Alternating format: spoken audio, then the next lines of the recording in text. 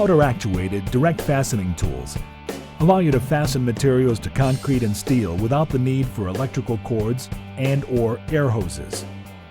Powder-actuated tools are portable, convenient, and help you complete fastening jobs quickly. These easy-to-use tools eliminate the need to drill holes with a concrete drill bit and use anchors and screws for fastening applications. But extreme caution should be used when working with or near these powerful tools. Powder-actuated tools operate like loaded guns. Handle these tools with the same respect and safety precautions as you would with guns. OSHA requires that only those laborers trained on powder-actuated tools can operate them. Powder-actuated tools, or PATs, have three main components: the tool itself, the powder load, and the fastener. When you pull the trigger, a special blank cartridge releases a burst of energy to drive a fastener into a base material. The fastener can be smooth or threaded and is designed so that it can be driven into concrete or steel. The single-shot tool must be reloaded with a new powder load and fastener after each use. Powder-actuated fasteners are different from common nails. They're made hard enough to penetrate concrete or steel, and yet flexible enough so they will not break upon impact. The powder load used in powder-actuated fastening systems is a portable, self-contained energy source similar to those used in a handgun.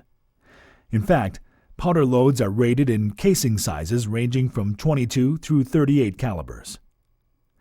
Most common loads used in construction are low-velocity loads, which can be identified by the crimped end on the casing.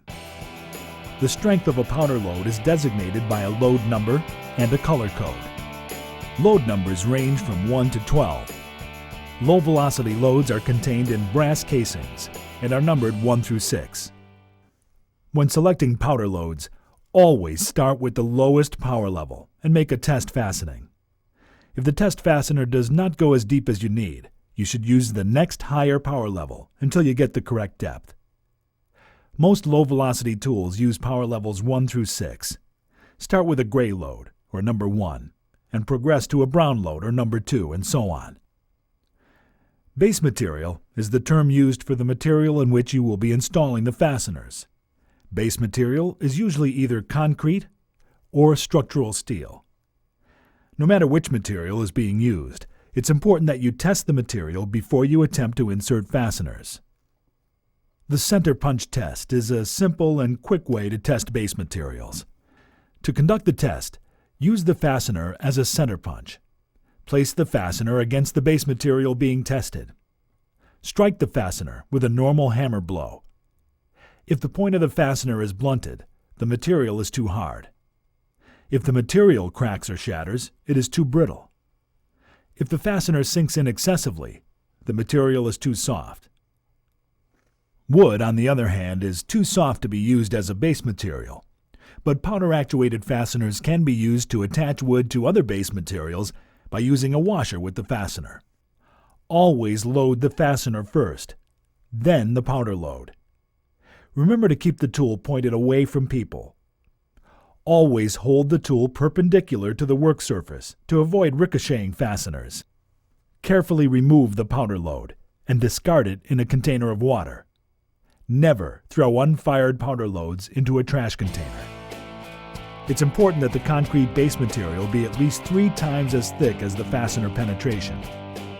If the concrete is too thin, the compressive forces forming around the fastener's point can cause the free face of the concrete to chip away, resulting in less holding power or flying concrete and fastener.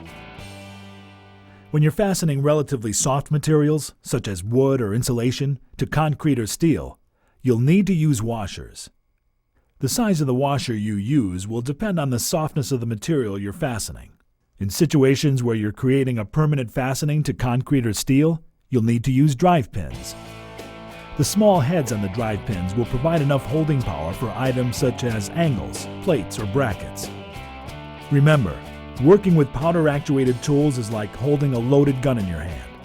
These tools must be used with extreme caution. Knowing and using the safety precautions will help keep you and your coworkers free from injury.